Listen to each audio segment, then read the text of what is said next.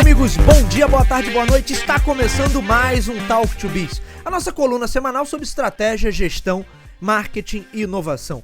O meu nome é Bruno Garcia, eu sou professor e profissional nas áreas de marketing e business, e aqui você já sabe, toda semana a gente traz um tema novo a respeito do mundo dos negócios, mas também a gente faz comentários sobre notícias e acontecimentos que podem ter um impacto na sua empresa, no seu planejamento estratégico ou na sua carreira. Lembrando sempre que esse podcast está lá disponível em talktobiz.com ou talktobiz.com.br, são os nossos endereços virtuais. É claro que você encontra o Talk to Biz nas principais plataformas de podcast da atualidade, estamos em todas elas, basta você buscar por Talk, o número 2 e Biz, que vai nos encontrar, e também estamos no YouTube. Você pode acessar todo o nosso conteúdo no formato em áudio, mas também no formato em vídeo, portanto, todos os episódios ficam disponíveis na plataforma do Google, lá o YouTube, no formato em vídeo. Vale a pena dar uma conferida nesse material. Para quem prefere, tem gente que prefere escutar no formato áudio, eu mesmo só escuto o podcast via Spotify, que normalmente é no horário que eu tô dirigindo, então é o momento que eu tenho ali para escutar e me atualizar das notícias e dos podcasts que eu sigo. Mas tem uma galera que prefere consumir no formato em vídeo, portanto, fica lá também no nosso canal Talk to Biz no YouTube, todo esse conteúdo disponibilizado no formato em vídeo.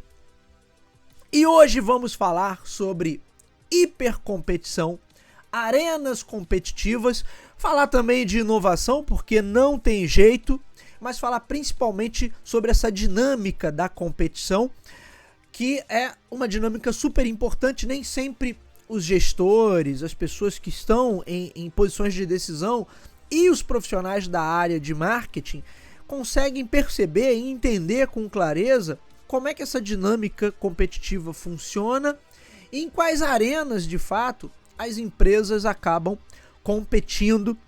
E para isso eu estou recorrendo a um livro, que é um livro que eu já citei aqui em outros episódios do canal, um livro que eu considero fundamental para uma boa biblioteca de marketing da área de negócios, que é esse livro aqui, ó, o Hipercompetição, do Richard Davene. Já falei, como eu disse, já falei sobre ele aqui em outros momentos, em outros vídeos, em outros conteúdos aqui do canal, mas hoje a gente vai falar especificamente, não do conceito em si da hipercompetição, que eu vou ter que explicar muito rápido assim, o que é, mas falar principalmente das arenas e como essa competição costuma evoluir. Bom, entendendo o conceito básico, né, que dá nome ao livro, hipercompetição é sempre que eu tenho um cenário onde as empresas não conseguem manter vantagem competitiva por um longo período de tempo. Num cenário mais tradicional, uma empresa construiria algum tipo de vantagem competitiva e ela teria um tempo ali para desfrutar daquela vantagem. Essa vantagem competitiva pode ser de diferentes naturezas. E aí justamente é que entram as arenas da competição, que a gente vai falar daqui a pouco. Mas seja qual for a natureza dessa vantagem competitiva, quando eu estou num cenário de hipercompetição, isso significa que as vantagens competitivas vão se deteriorando muito rapidamente. Porque num curto espaço de tempo, outros competidores vão desenvolver aquela mesma técnica ou aquele mesmo processo. Quer dizer, elas vão construir uma vantagem competitiva num formato muito semelhante. Logo, aquilo que você tinha, que era tido como uma vantagem, que te garantia um benefício maior, uma maior margem ou uma maior participação em um determinado mercado, aquilo vai se erodindo porque outras empresas vão ocupando também aquele mesmo espaço. Portanto, a sua marca, a sua empresa vai ter que correr para desenvolver uma nova vantagem competitiva. E quem acompanha o canal aqui já há algum tempo, já me ouviu falando sobre isso. Quer dizer, a principal função do marketing, num sentido mais amplo, deveria ser sempre o quê? Buscar a construção de propostas de valor superiores e que essas propostas de valor, de fato, tenham vantagem competitiva sobre os demais players, sobre os demais competidores. E aí, quando eu tenho um cenário de hipercompetição, Esse trabalho também do marketing, ou da empresa como um todo, não é um trabalho restrito ao departamento de marketing, mas a empresa como um todo deveria ser orientada a marketing, acaba sendo um trabalho constante. Por quê? Porque eu não tenho vantagem competitiva que se sustente por muito tempo. Nos cenários que a gente tem hoje, onde boa parte dos mercados está globalizado, você tem competição de todos os lados, você tem muitos grandes grupos, o capital sendo investido para lá ou para cá. Portanto, em todas as arenas competitivas que o Davene cita aqui no livro, em todas elas existe a possibilidade daquela vantagem se perder muito rapidamente, porque você vai ter sempre em algum lugar do mundo as condições ali e os recursos necessários para que a competição se dê de uma forma mais acirrada. E daí, assim, a partir do momento que uma vantagem competitiva se perde, essas empresas, ou a empresa que detinha a liderança, ou outra empresa que venha ocupar a liderança, ela vai precisar trabalhar muito rapidamente para gerar uma nova vantagem competitiva. Daí você ter os ciclos de inovação e os ciclos também de renovação em um mercado. Em muitas situações o mercado às vezes está estagnado por algum tempo, e aí tem que chegar um novo player com uma nova perspectiva ou com alguma inovação para que ele gere uma vantagem competitiva que ninguém mais tinha, e aí aquela cambalhota no mercado, quem estava na liderança acaba se perdendo, outro player passa a ocupar a liderança. Esse é o movimento. Bom, o que o Davene coloca no livro em relação à hipercompetição? As empresas que forem capazes de ditar o ritmo e ditar a barra de qualidade em cada uma dessas arenas competitivas, elas vão sair na frente sempre, porque elas vão estar sempre à frente dos seus concorrentes, independente do tipo de competição que esteja acontecendo ali ou em qual arena essa competição esteja acontecendo. Mas na maioria das vezes isso é muito difícil de se conseguir. Então você tem algumas empresas que podem performar melhor em uma determinada arena e não performar tão bem em outra arena. E é isso que vai tornando o mercado tão dinâmico. Bom, quais são as arenas da competição de acordo com o livro do Davene? Você tem... Primeiro, assim, vamos entender que quando ele fala, no caso, de arenas competitivas, são áreas, setores, no caso, onde a empresa vai ter mais facilidade de performar. Tem uma questão aí também de amadurecimento de mercado. Então, de acordo com o momento de um determinado mercado, é natural que algumas arenas estejam mais fortes e mais em evidência do que outras. Por exemplo, se eu estou no mercado ainda em fase de consolidação, é possível que a primeira e a segunda arena, ligada a primeira a custo e qualidade e a segunda a timing e know-how ali para inovação, elas estejam mais em evidência. Se eu estou num cenário já um pouco mais consolidado, onde eu já tenho grandes grupos constituídos, potencialmente a terceira e quarta arena, que uma tem a ver com barreiras já construídas em um determinado mercado e a outra tem a ver com capacidade financeira, né, para uma empresa ali aguentar o tranco da competição sem sair dos trilhos, isso tende a ter mais peso.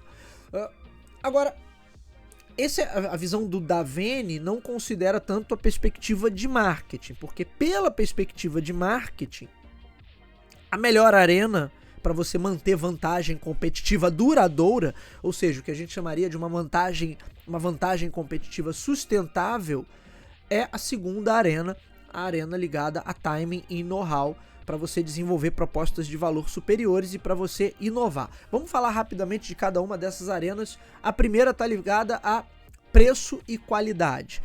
Então, é muito ligado a uma questão de otimização. O quanto uma indústria ou quanto uma empresa consegue otimizar os seus recursos, otimizar a sua infraestrutura para oferecer exatamente aquilo que outras empresas já oferecem, porém a um custo reduzido ou uma margem muito mais qualificada, uma margem de maior valor agregado.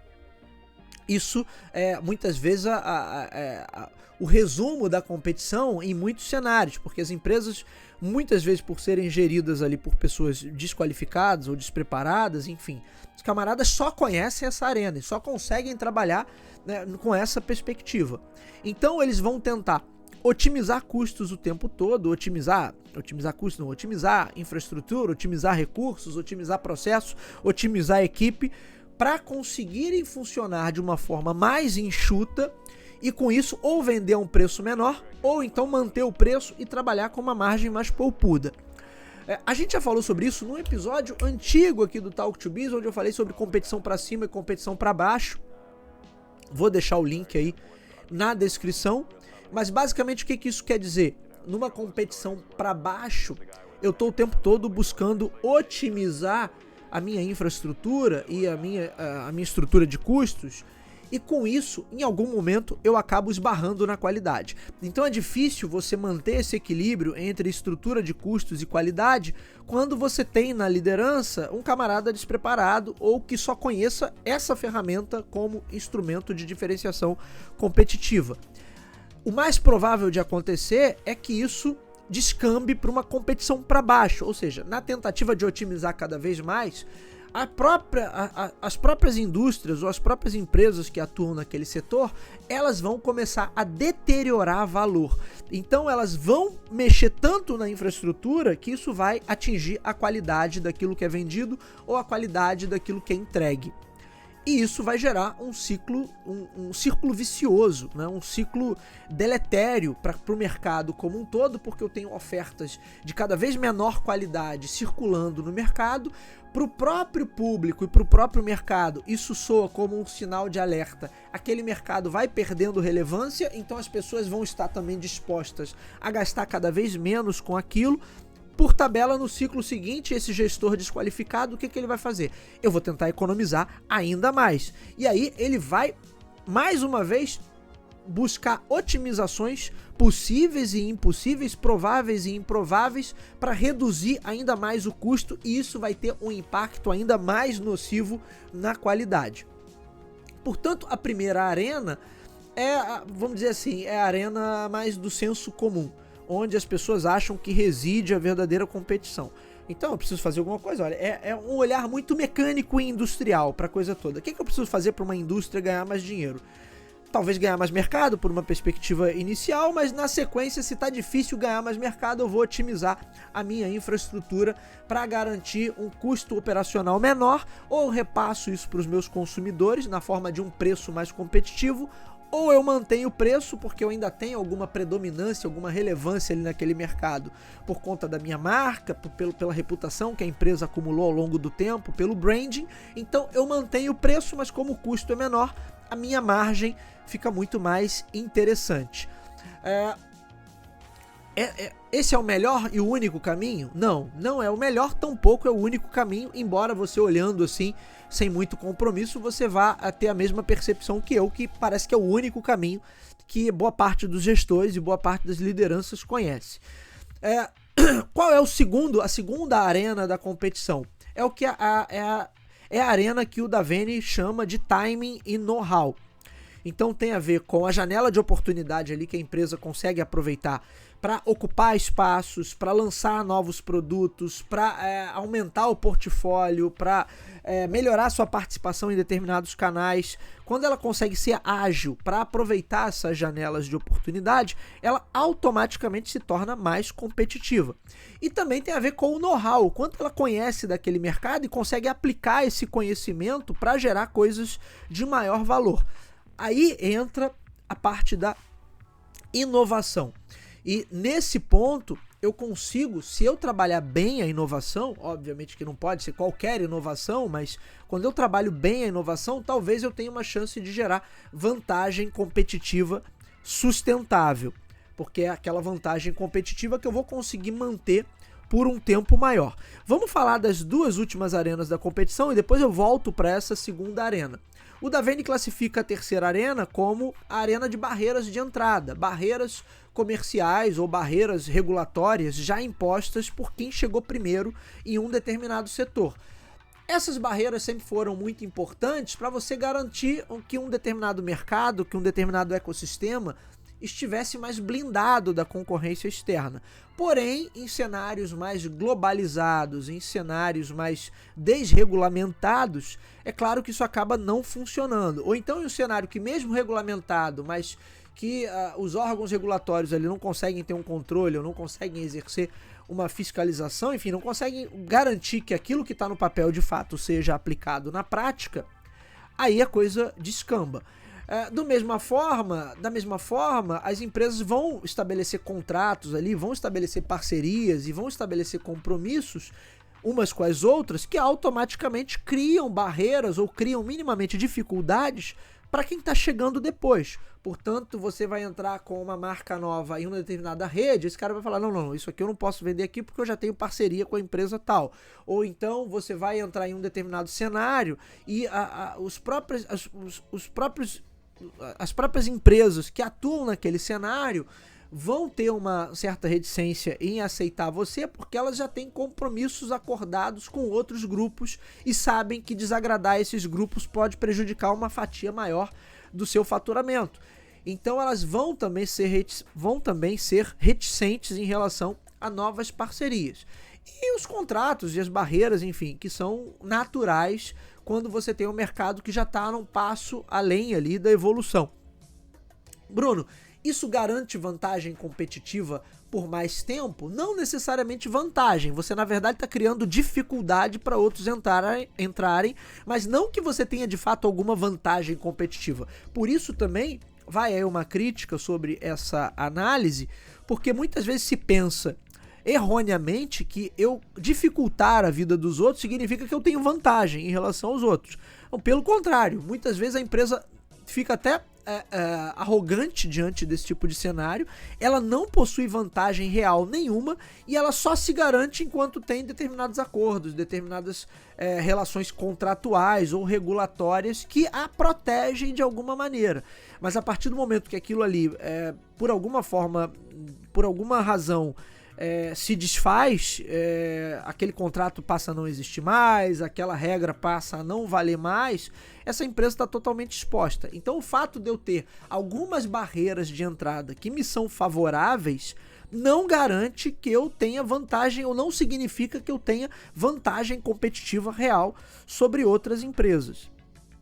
E aí você chega à quarta arena da competição, que é o poderio financeiro, quer dizer, é o que o Davey chama ali de deep pocket, bolso profundo, né? Significa que o cara tem muito recurso, tem muito dinheiro para gastar e ele pode manter essa competição num alto patamar de investimento, fazendo com que outras empresas não consigam ir no mesmo ritmo porque elas não vão ter tantos recursos disponíveis. Ou ainda, mesmo que esse cara esteja perdendo o mercado e esteja em clara desvantagem porque a outra empresa possui uma capacidade de inovação maior, uma capacidade produtiva, uma capacidade comercial maior, mas esse cara tem recursos suficientes em caixa para aguentar o tranco, segurar as perdas, cobrir todo o prejuízo que ele venha a ter e ainda assim continuar operando e vir com força total no próximo ciclo. Então vocês vejam que essas 4 arenas, elas dizem mais ou menos onde a empresa pode estar competindo em cada momento.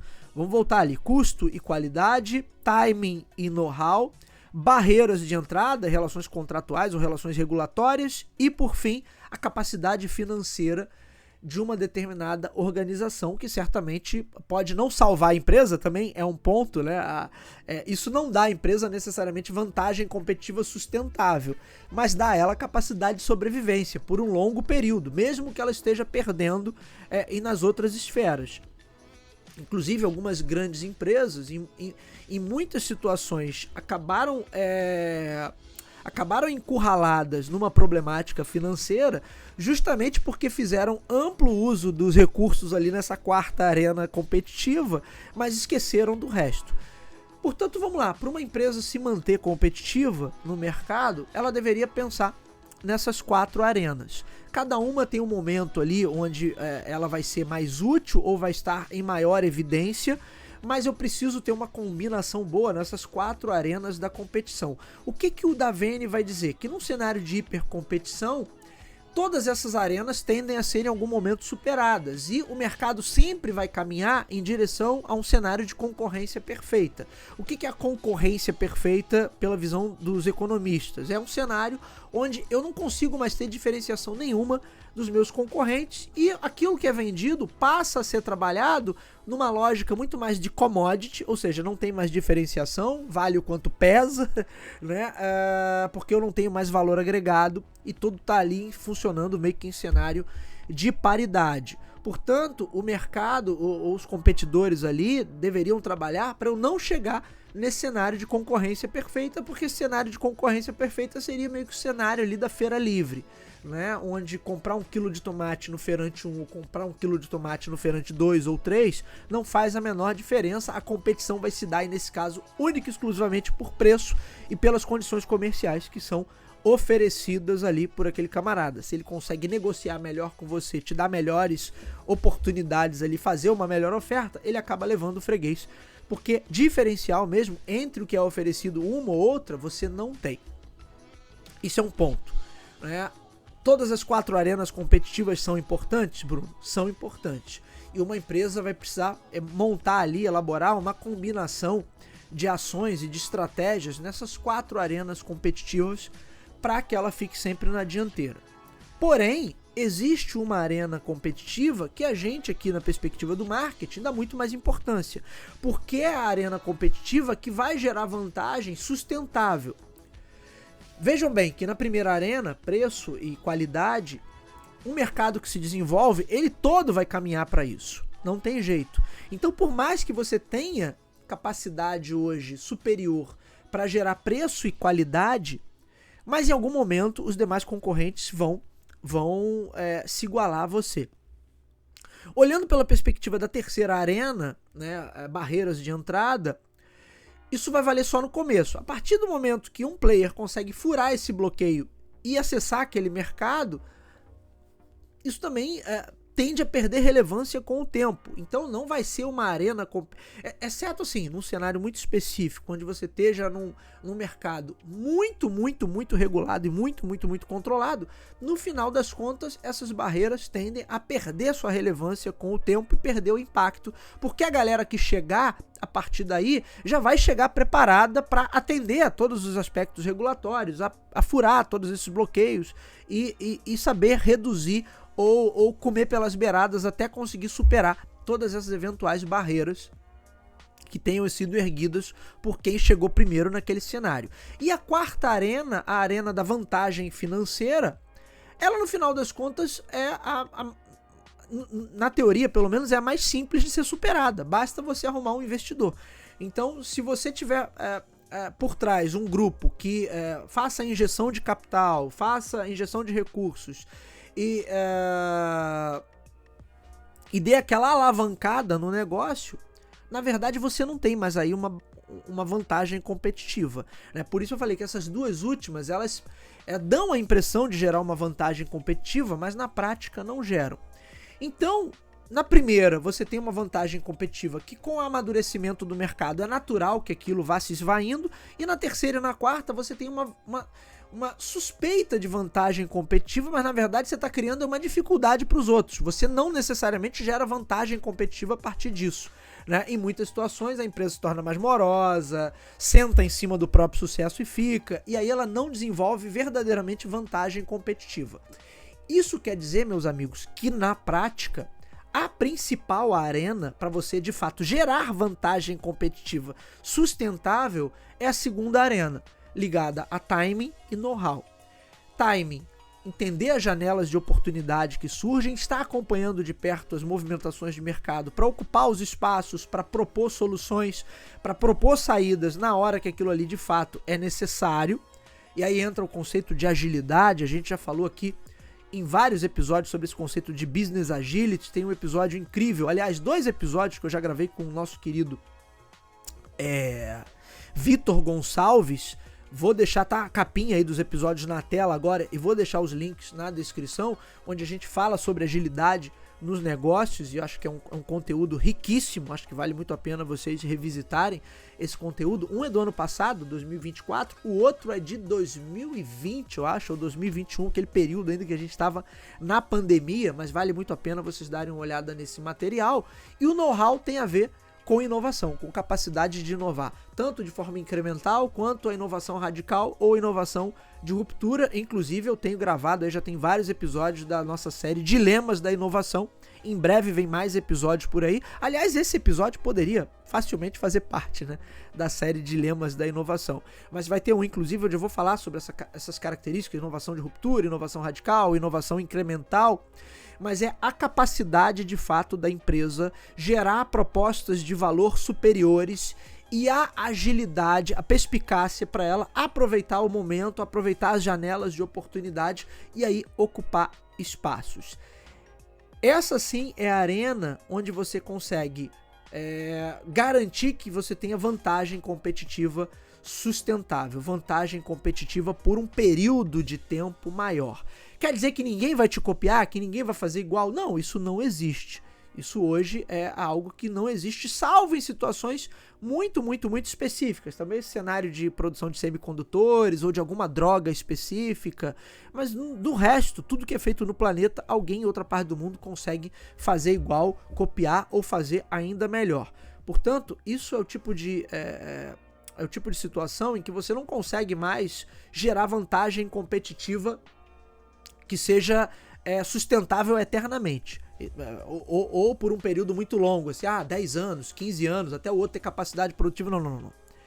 Isso já não é realidade de 99% dos setores econômicos. Como eu disse, tem aí raras exceções, raras e honrosas exceções, mas no geral não é mais isso que acontece. Portanto, eu tenho que trabalhar o quê? Inovação. Inovação no sentido de gerar propostas de valor superiores, e aí quando eu associo isso à minha capacidade de processos, à minha capacidade de otimização e de operar de uma forma inteligente, associada às barreiras de entrada e associada à capacidade financeira, aí eu tenho um combo poderoso. E aí essas empresas, quando conseguem fazer isso, esse cara consegue manter sim a dianteira por muito mais tempo. Porque não só ele tá com a inovação é a cereja do bolo ali da coisa, mas ele também tem uma capacidade processual ali, ou uma capacidade produtiva para manter a coisa muito bem, muito otimizada e muito enxuta. Ele consegue criar determinadas barreiras contratuais ali, ou barreiras comerciais, e ele acaba sendo capitalizado, recebendo aquela injeção de recursos. Então ele tem também dinheiro para gastar e para manter a dianteira ali naquela briga. Agora, claro que cada cenário é muito específico. No geral, o que a gente pode dizer é que é sempre o melhor você buscar vantagem competitiva por meio da inovação. E a partir da inovação, a partir do momento que eu tenho a proposta de valor superior e eu consigo botar isso para o mercado e fazer sucesso, aí eu vou trabalhar nas outras arenas, aí eu vou trabalhar outros tipos de vantagem competitiva. Agora, eu não ter a inovação e trabalhar os outros tipos de vantagem competitiva, na prática eu não tenho vantagem nenhuma, né? Eu tô só jogando ali na defensiva e tô tentando dificultar ao máximo a vida dos outros, porque vantagem de fato, se eu tiver numa competição direta, esse outro cara me ganha com muita facilidade.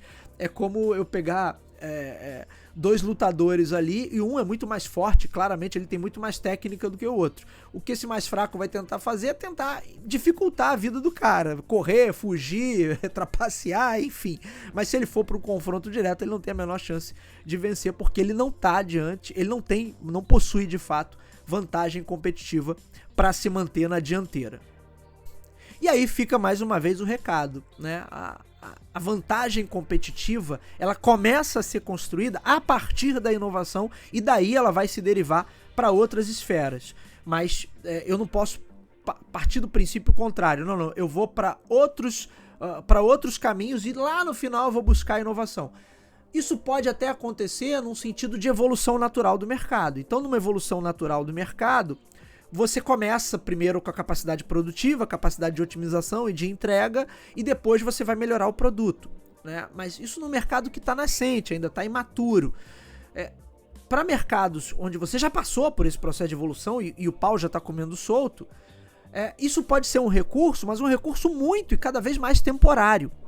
Portanto, a inovação continua sendo o principal ali num cenário onde eu estou buscando construir vantagem competitiva sustentável. Bom, meus amigos, esse foi o nosso Talk to Biz de hoje.